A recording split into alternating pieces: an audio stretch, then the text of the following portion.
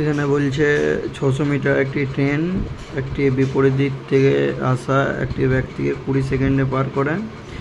আর বলে দিয়েছে ব্যক্তির গতিবেগ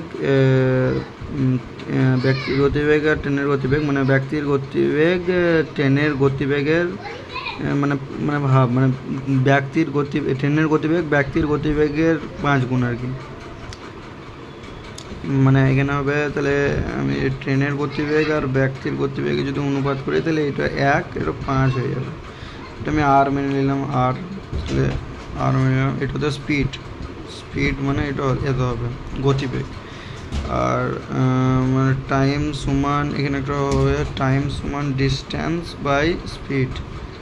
টাইম কত আসবে? টাইম 20 এসেছিলো, টাইম 20 এসেছিলো আর 20 সমান তাহলে ডিস্টেন্স হবে 600 মিটার দিনে।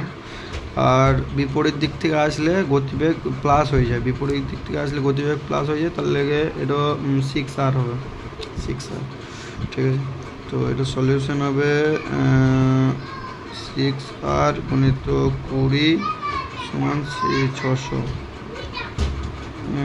3 20 5, R সমান 5 হয়েছে।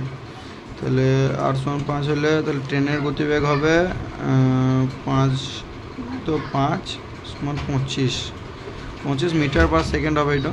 আর এটা যদি ইতে করে মিটার পার সেকেন্ড হবে, এটা যদি কিলোমিটার প্রতি ঘন্টায় থাকে 25/18/5, 5 5 25, 5 18 90 km/ঘন্টা। ঠিক আছে, নাইস কোয়েশ্চেন।